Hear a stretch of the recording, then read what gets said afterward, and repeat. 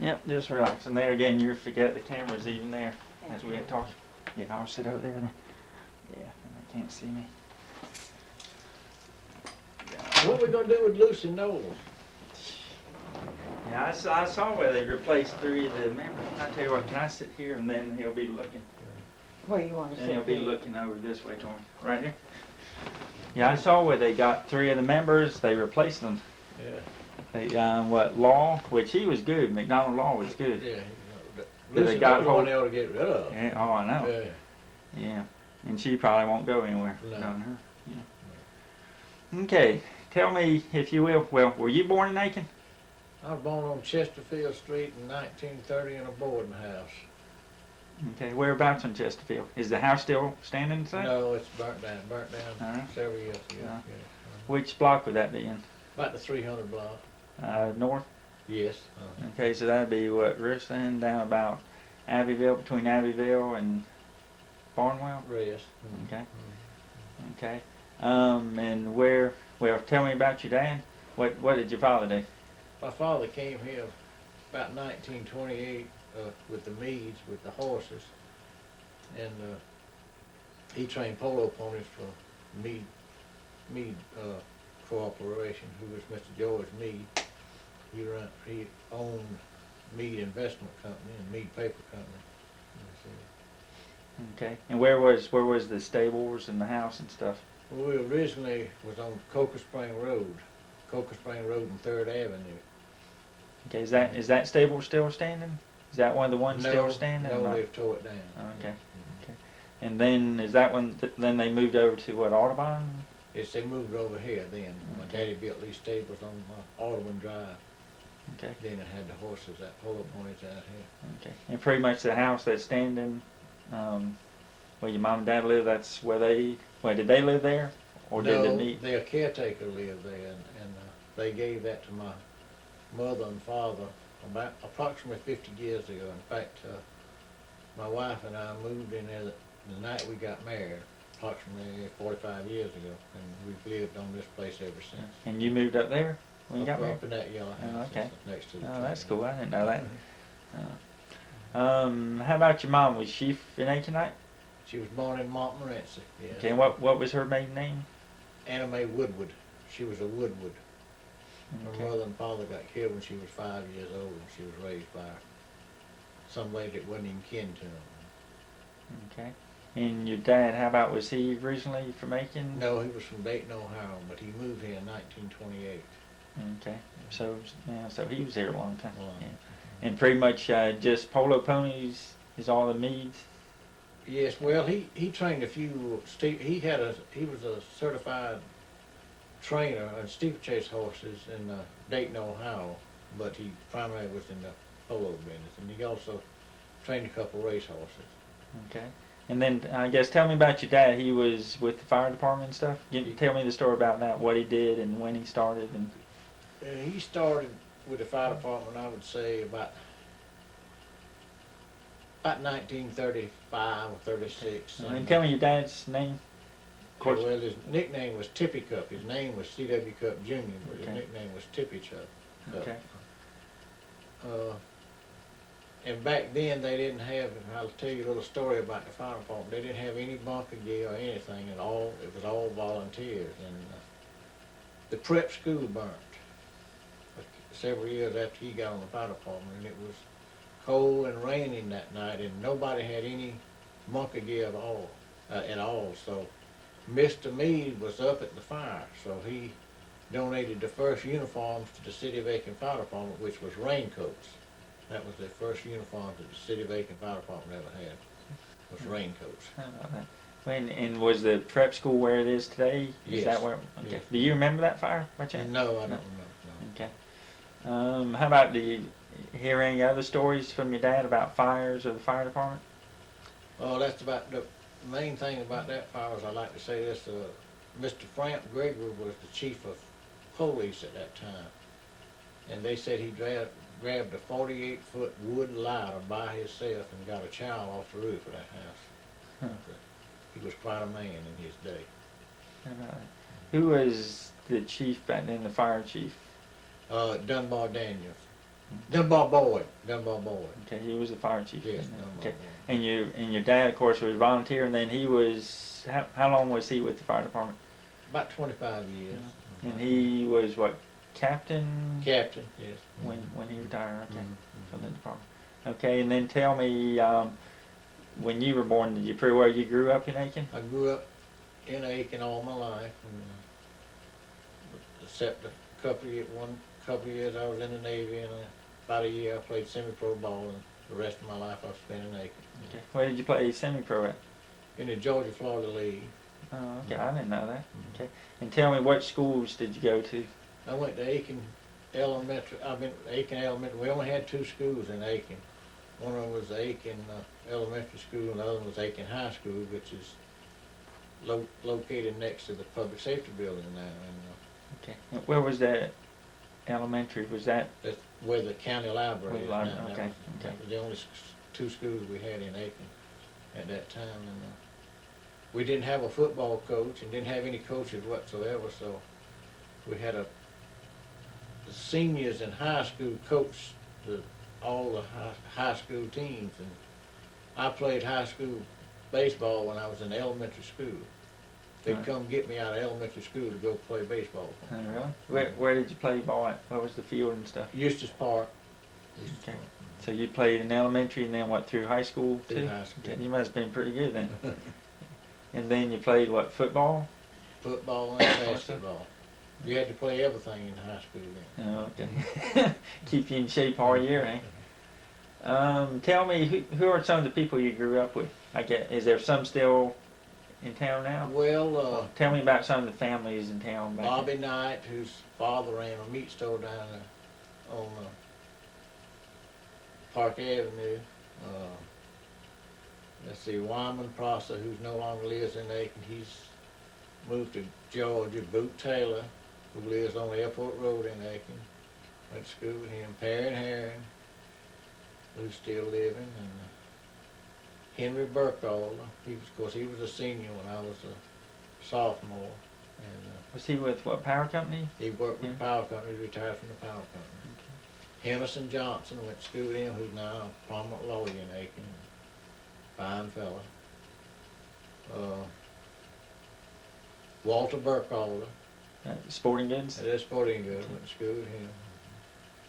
And our famous hangout was, what is now Julia's, was known as Hill's Cafe. And that was our hangout. Used to sit on the bench at Hill's Cafe, and the first car that come around along, we'd say, how about a ride home? Because there wasn't about 3 or 4 cars in Aiken at that time. So you knew everybody that had a car. Yeah. Okay. How about who you remember? Well, what year did you graduate? 1949. Okay. Back, can you describe like downtown Aiken back in when you were in high school and stuff? What stores were down there and what was it like? Well, Haunting Company was where the drugstore is now. What, Aiken Drug? Aiken Drug, that was Haunting Company. What did they sell? Like hardware store? No, they Yeah. sold mostly to the northern, they catered to the northern people. Hay and straw and horse feed and all kinds of groceries and stuff like that. Okay. Powell Hardware, it was on Main Street then. And Mr. B.M. Mr. Sarasky ran a clothing store. That was the most popular clothing store in Aiken at that time. It was located approximately where Jeans is today, somewhere in that area. Okay. Was that the one, did he go in with, what, Owens? Owen Sarasky, Manning Owen and Sarasky. Later went in on, they together. combined? Later Okay. on, they combined. Okay. Okay. What else was downtown? Was it paved, of course? then, Yes, or it was paved at it was that paved? time, but they had a trolley line tracks that ran on Park Avenue by the old fire department. I remember when they took up the tracks. During the war, they took up the tracks to sell the iron, for scrap iron.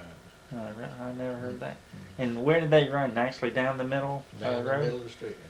Okay. How about, were the parkway systems as we have them today, were they kind of there?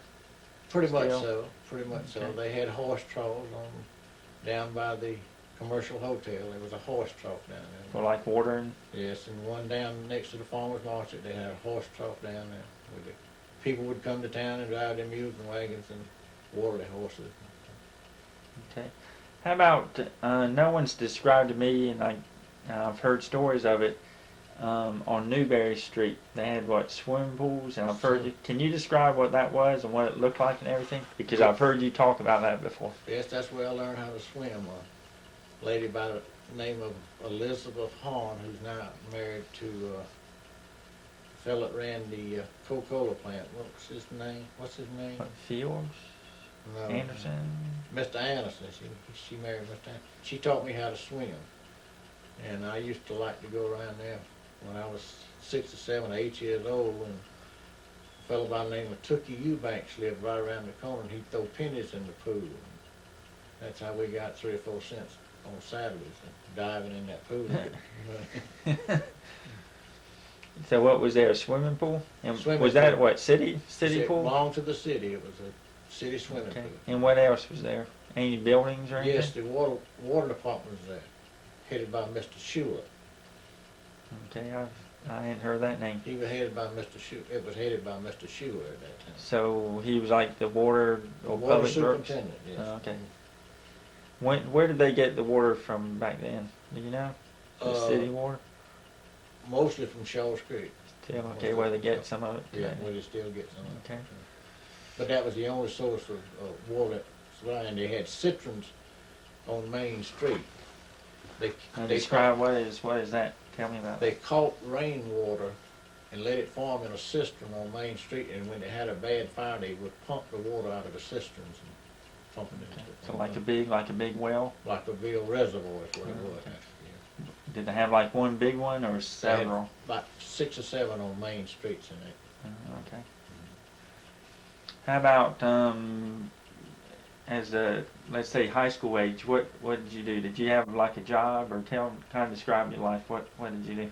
Well, I had to get up at 3:30 in the morning and take care of 6 horses, take them and exercise them, clean out the stalls. And we call it mucking out the stalls at that time. And then I would walk to school, and then after we got out of school, I'd walk to Eustis Park and practice ball, or practice baseball or football, or practice basketball.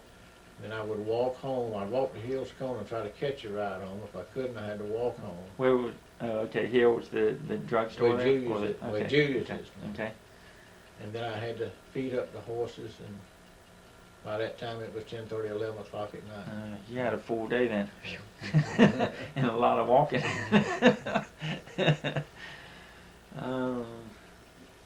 Let's see. Tell me, how about, do you remember who some of the polo players were? Would you like go take the horses to the games on a No, Sunday I or do never any of did that do stuff? it. No.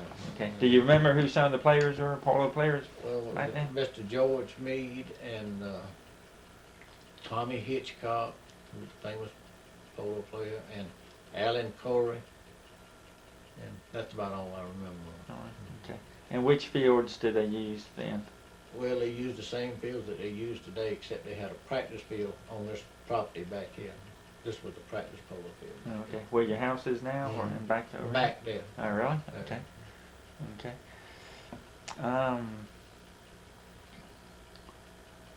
Tell me, well, go ahead and tell me the story when when you came out of the Navy, and what did you do when you came back to town then?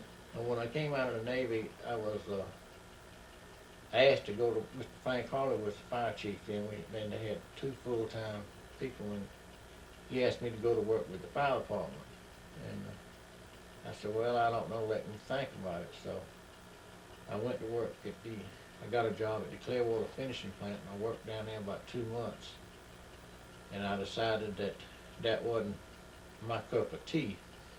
So I went back to Mr. Frank Harley, which I was a volunteer fireman at that time. I told him, I said, if you ever have another opening, I says, I'd like to really for you to consider me to getting on the fire department. He said, well, I'll probably have one this afternoon. So who did he let go? he let a fellow by the name of Fairclough go. And I got my job over a cockroach.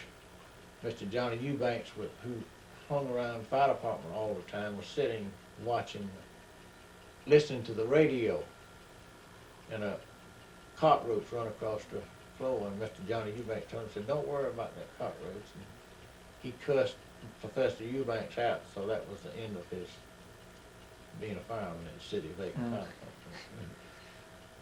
So that's when I went to work next. What year was that? I don't know. What would that have been in the, what, 50 something? It's on my watch. Charles, I would say about 54, I think. 54. Okay. Because you retired in 94, was it, or 95? Wait a minute, I'll tell you. I have it in here. Peter, Okay. what is this? Battery. Okay. So tell me again, you started when, in 50 what? 54 and retired in 92. 92. Okay. And tell me who was on the fire department then?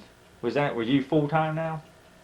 No, I went to work as a volunteer. I worked about 6 months as a volunteer and then went on full time. Okay. And who was with you at that time, or who was other firemen at that time? Well, Shorty Pardue, D.M. Pardue, was one of the engineers, and Mr. Hat Williams was one of the engineers. And there was Richard Brown, Mr. Irvin Eubanks, and Mr. Henry Smith, and my father and Grover Wood were captains. Mr. Hedgie Johnson was the assistant chief, and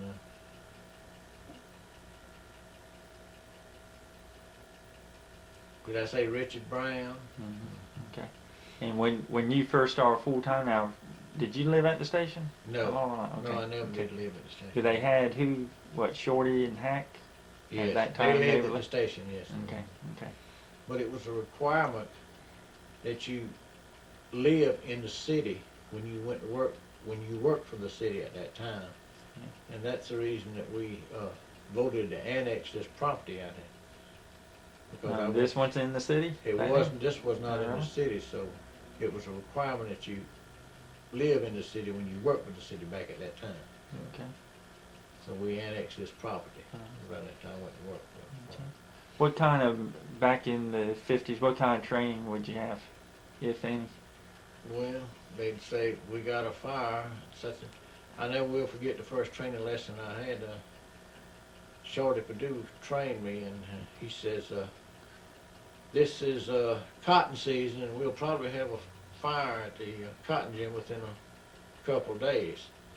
So he said, "You drive that truck down to the cotton gin, and I'll show you where the plug's at." So I said, "Well, I haven't driven it before." He said, "Well, now's a good time to learn." So we went down there that morning, and the next afternoon we had a fire at the cotton gin.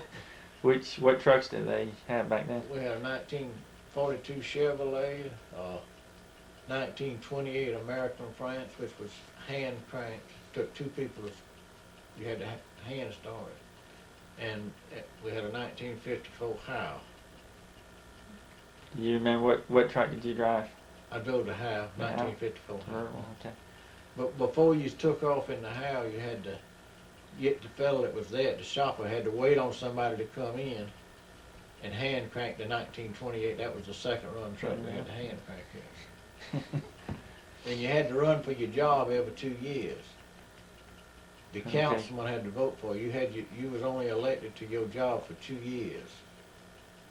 And if you didn't, no matter what kind of job you done, if you got new councilman, you might not have a job at the end of 2 years. That was kind of bad. And of course, you kept your job continuous, right, Yeah. the whole time? But I only went through that system one time. Oh, okay. And then they Then changed they it changed over. it. Okay. You remember who was the mayor and some of the council people? The Mayor Odell Weeks, Okay. How about you remember who was on council at that time? Junius Jones, and Mr. Carpenter, C.B. Carpenter, and Lewis Brown, Mr. Lewis Brown, who's still living. He's about the only one that's still living that was on there at that time. And a fellow by the name of Mr. Blake that runs Blake's drugstore on the corner where, underneath the commercial hotel. Okay. That corner store. Okay. Can you describe to me back then when you had a fire, like the process where you wrote it on the board and all that stuff? Well, you, And how would you notify your volunteers and all I that know, kind of stuff? well, I'd like to, we received all our calls by telephone, that was the only reason. Anyhow, we had a telephone strike when I first went on there. And the fire phone, the only time they would ring the fire phone, unless it was an emergency, it wouldn't ring for personal calls. And we went 8 days without the fire phone even ringing, doing telephone. Did anything burn in those 8 days? Or No. not? Well, it would have rang If there was a fire? If there was a fire, but we didn't have a fire for 8 Okay, days. I never No. heard of that. Was that what? Did Southern Bell have it back then? Yeah, but they provided service with emergency calls. Yeah, and that would be all. Huh? That would be all. Police and fire Okay. and ambulance and stuff like that. Yeah. We didn't have any ambulance service in those days. George Funeral Home was the only ambulance service that we had. They answered all your, if you had a heart attack or emergency, George Funeral Home would send out the ambulance to check you out. Okay. What was the procedure when you had a fire? What would you do? Well, the fire phone would ring, and we would blow the siren. You know all about that because you blew it. Oh, yeah. And we'd write it on a board, and all the volunteer firemen would come by. When we hit the siren, all the volunteer, the only way they had of knowing where the fire was, they'd come by the fire station and read the board and see where the fire was. And later on, we developed a system that we had 500 gallons of water. We got us a 1953 Ford, and we had 500 gallons of water on it, and we hooked a spigot to the truck. And when we'd leave the station, we'd cut the spigot on and let it run water, and all the firemen could follow the water to the fire. That was a crude way of communication. Wasn't it? Well, that's what we done. Yeah. I still got it. I still Oh, got you have the spigot? Mhm. Oh, really? Still got it up in that yellow shed. Oh, really? How about Mr. Irvin Eubanks made it for me. Oh, really? Let's see. How about tell me a fire over all your years of fire you went to that sticks out in your mind. Tell me about it. It's two of them. One of them was a bad woods fire, but right over here in Ward Circle. It was on a Sunday afternoon. Wind must have been blowing 55 or 60 miles an hour. And we almost lost the truck. It got so hot that it burned out the windows on one of the trucks. And back then we wasn't public safety. We had a good working relationship with the police department. And I called the police station and asked them to get a policeman to bring that 42 42 Chevrolet out. So the detective by the name of A.L. Whittington brought it out. And when he drove it up, he said, "Well, here it is, now I'm gone." So he was kind of weary of that fire because it was really walking the dog, so we had to get somebody off. We got somebody off with it. But that you had to rely on the police department a lot back in those days, even. Yeah. Give me some of the names of some of the old policemen. Old Henry Hires, and a fellow that really sticks out in my mind that really worked good with us was the police chief, Mr. Frank Gregory. He really worked his tail off for the fire department. He really helped us out. And then what's the other fire? You said there was two fires. What's? RX Drugstore. Can you tell me about that? Well, I think we were very, very fortunate not losing a life on that fire. We had to call Augusta for help, as you know, and we was very fortunate that we didn't lose anybody on that thing, or lose this whole town, because the wind, as you know, the wind was blowing, and we really had a hard time with it. The fire up on next to Louis Alvanos' drugstore where the old theater burned. Now that was a bad one too. It wasn't quite as bad as those other two. We called Augusta on that one too, but we didn't really need her. We had it under control when we got it. Okay.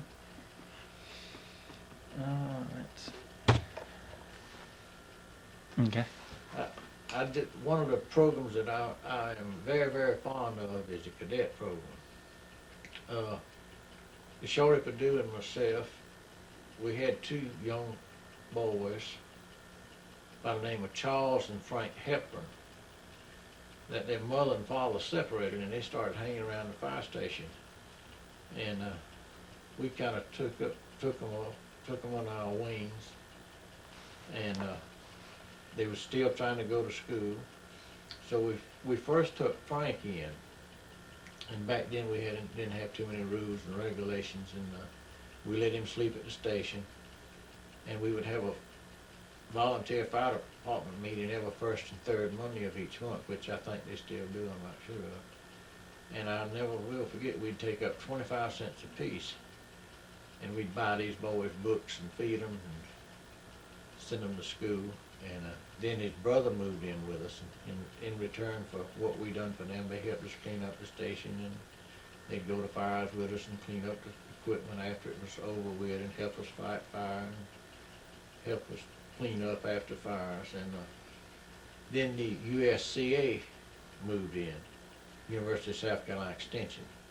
So we talked the city fathers into let's having a cadet program, which they adopted, and this, I feel like this led to the cadet program, which I think is one of the best programs that the city of Aiken's got. It's helped a lot of young men, and as far as my knowledge, none of them has ever gone straighten up.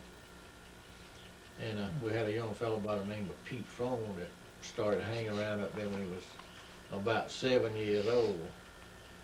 And I used to rock him to sleep in a rocking chair in the old station and take him upstairs and put him to bed. And as far as I know, I think he's still with the department. I'm not sure. He's a ham, isn't he? Yeah. You don't remember me? You don't remember me Oh, rocking I the chair? remember that. Yeah. There was an old metal rocking chair Metal too. rocking chair. Old long slab Hey, one. you were not 7 then, were you? Mm-hmm.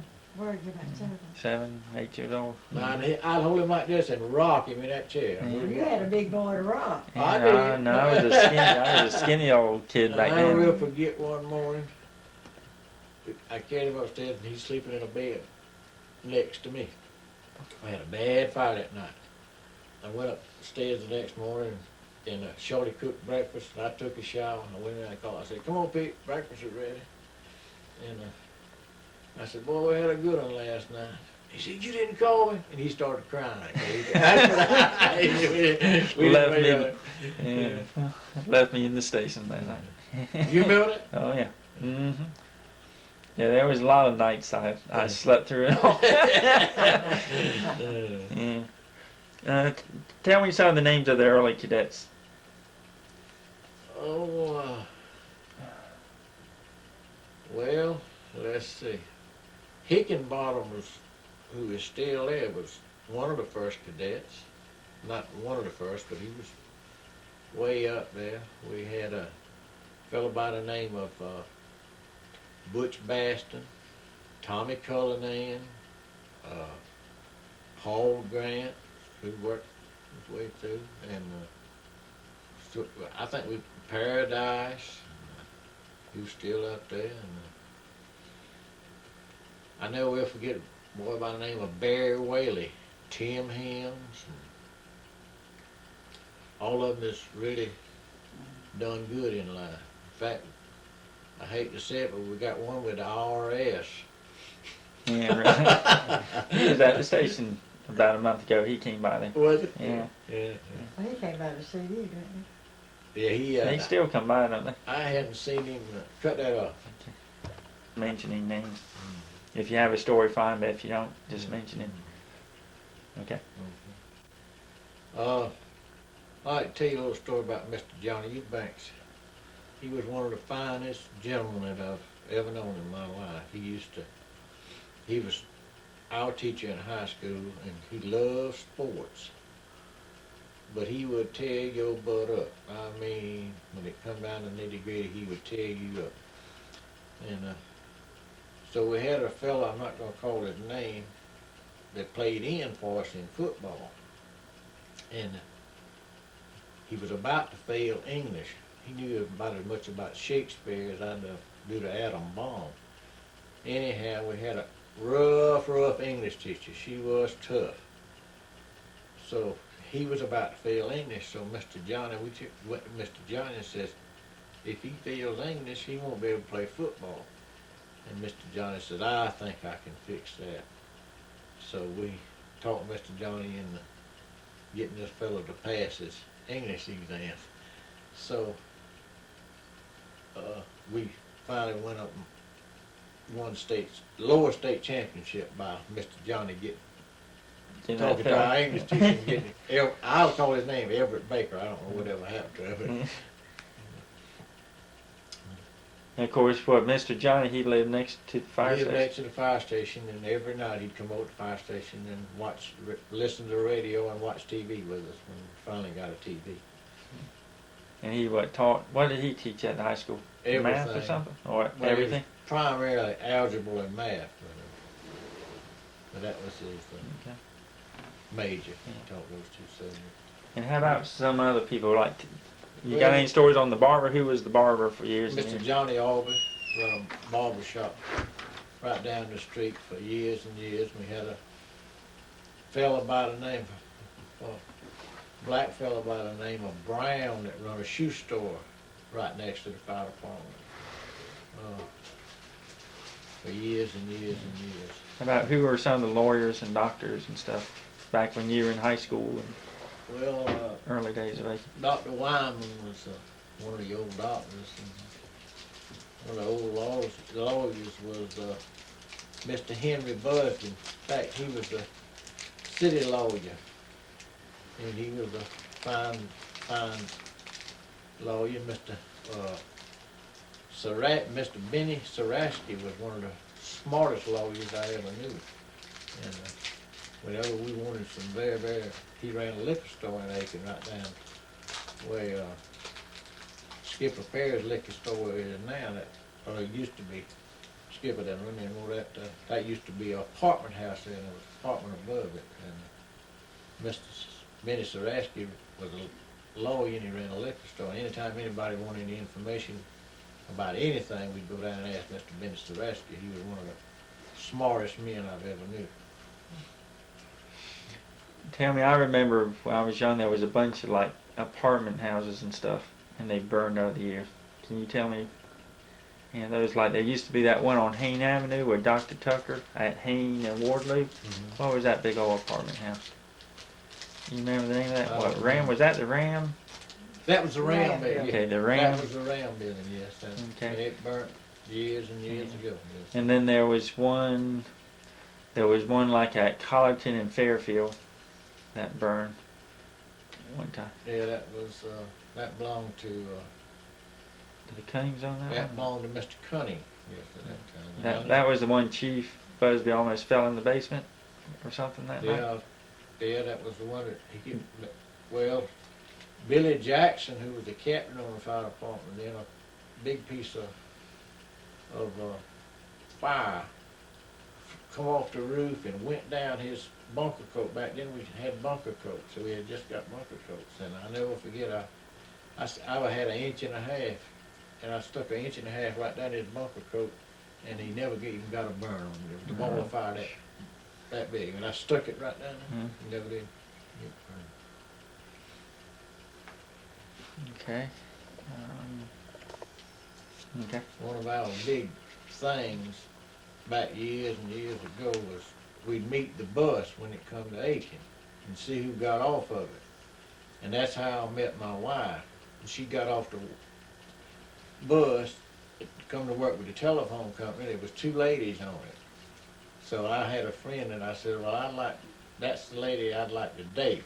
So he arranged for me to get a date with my wife, and that's how I met her. Really? The telephone company used to be up over Lewis Wise, and that's where Security Federal is today. And that's where the phone company That's was? where the telephone Oh, company yeah. is. I never heard of that now. I didn't know that. You know where those apartments are up there? Mm-hmm. No, Not apartments, but those buildings. Offices. Offices. That's where what Judge Powell's office was up there? Clifton Weeks owns that building. Okay. I don't know. Above security. Okay, I never knew that. That was the telephone. How about When I that? transferred to Aiken from Florence, that's where the office was then. Where was the bus station at? Right there. Where it is now on Baltimore Avenue? No, No, it was across, what was that, Mayfield Restaurant? Mayfield Restaurant. And where was Mayfield at? Where Plum Pudding is? No, no, behind Mayfair. Aiken Road. Oh, okay. Where that bowling, it's not bowling, that billiards. Okay, yeah, they turn into a pool hall. Yeah. Mhm. Yeah. Oh, okay. Oh, okay. That's her take. You'd pick up the telephone, I'd say, you'd pick it up, didn't dial on them, they'd say, operator. I'd say, let me talk to Pete phone, please. She said, I'm sorry, Charles, but he's out of town, he won't be back till Monday morning. Now, that's the truth. They were like secretaries, you knew. Turn that on there and catch that. No, Let no. him- let him Oh, tell I that had again, it. 'cause you Oh. know what, you Oh, I know, had it. Mhm. didn't, okay. Well, here, let me turn to you, Miss Louise. Uh-oh, Tell- please don't. Really, Yeah. now this is just for me. I won't, Oh, just to help me remember when I write my paper. When did you come to the town? Pete, I would say maybe, 1950, right? Would you say 1950? Mhm. Okay, about 1950. And I you transferred came from Florence? Yeah. Okay. Mhm. Okay. Uh, How many other operators did they have back then? You remember? well, see, we worked in shifts, so I would say roughly maybe 15 or 20, Okay. yeah. And so they kept somebody there 24 Somebody hours a day? 24 yeah? hours, Okay. mhm. And probably what, mostly in the daytime they would keep most of the people Yeah, and and then then just a few at night. at nighttime, okay. What kind of switchboard, how did you do it back then? Is that like I see on TV that had the plug? Oh, Would yeah, you do the- it the looked plugs like a and little stuff? bullseye that would drop down, and when that little bullseye would drop down, that was somebody wanting a number Okay. or some help. It was just very unique. So like you'd get their line and plug it into whoever they Mhm, wanted to mhm. go into? If they was home, but you could tell you where they were home. Right. Would they like call you and tell you that, I'm going out of town or? Oh, yes, oh, yes, oh, So you were yeah. like answering machine? Yeah. Oh, yes, and you could remember, see, the numbers were like 4 digits, like 561W or something like Oh, that. okay, so they didn't have Nothing 8 like, digits? no, Oh, okay. no. How, do you remember, was there many phones back then? Would you say less than 500? Oh, yes, I would say. But most everybody had a phone, I guess, at that time, Yeah. Pete. In this area, I would say. But the population here was very small at that time too, wasn't it? Yeah. Well, when did you get married? Like how long had you been in Aiken before you got married? About a year. And where did well, you we- live when you came to Aiken? I lived with Mrs. Jumper on Chesterfield Street. Who was she a teacher or not? I heard somebody. Music teacher. Her son was a teacher. She had daughters that taught. You probably remember her. Where? The See, I big heard the teacher. name because somebody talked about a teacher named Miss Jumper at the high school. Yeah, and I think so. And that's where we rented an apartment from her. It was a big 2-story house down on Chesterfield Street. And tell me, this might be personal, but how much would you make back then, like for a week?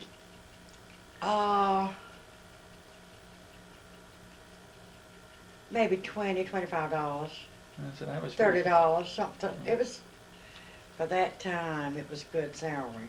It was a Mhm. good salary. And that was what, Southern Belle?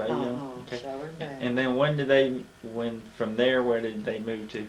To the new building down where it is now, down on, Down back at the post office. yeah. Yeah, what's there that? on Yeah. Lawrence Street. Yeah, Okay. Of course, that's a big old building there. Oh, yes, mhm. And did you pretty well? You worked out of there all the years? Yes, most of the time, and then I worked down where, Shell House Shell Funeral. House Funeral Home is now. Oh, We yeah. were there. And then out on Marlborough Street, Okay. and that's where Retired. yeah, that's. Did you when they were on Lawrence Street? Did you still do the operation the same old way? Had to plug in and stuff, No, or was it getting computerized? Yeah, it was really, we were uptown, and this is about the time the bomb plant arrived, Okay. and it was just overnight. an overnight thing that we had to get accustomed to. So wasn't very long after they got here that we had to go into a new building and new mechanized and all this kind of stuff. Can you remember some of the names back then? Throw some names out. Who you worked with and who? Miss Eva Ruth Swearingen, which has been long dead. Dora Bryant, which died. She died 2 or 3 years ago, wasn't it, Charles? Well, there's a lot of the people that I worked with then, Peter, are still living. So I was just, Miss Eva Ruth was the chief operator at that time. Evelyn Smoke, Liv Scott. Oh, I can think of thousands really, that I worked with over the years. Wasn't that many people there? I'm talking about throughout the state of South Carolina that I worked with. Two of the old men were Mr. Roy Lyons and Mutt Campbell. And what did Mr. Lyons do? I remember him. He wound up being the safety man of the telephone company. Okay. But Was he like a linesman at one time? See, yeah, he started at the ground floor, moved himself up, worked himself up, and he was in this area. He was the telephone company. Not really. Yeah, at that time, wasn't it, Charles? Mm-hmm. If you needed anything from any department, you would go to Mr. Lyons because he was. And he Sort knew of, about everything and where to get it. Yeah. Oh. Because if he didn't know how, he'd get it done. Not really. He'd get the right person. Roy Lyons, was it? Roy Lyons. Okay. Mhm. I guess let me ask you one more question then. And that'll be all. Tell me when the plant came, what it was like, the change in the town and stuff. Well, it was just a change overnight. I remember that we had to let men, construction people, sleep on the fire trucks. We let them sleep in the hose bed of the fire truck, so they just couldn't find any place to sleep. Huh. Pete, it was an overnight thing. It appeared to us, because we were children at that time, very young. But didn't it appear, Charles, it just happened overnight. And between here and New Ellington, all outside the city, trailer park among trailer park among trailer parks, wasn't it? It was just really something else. It was unbelievable. It was unbelievable. And then what? Then stores. Then it start growing stores and all that stuff more. Yeah. Turn it off a minute, Pete. Yeah. Okay.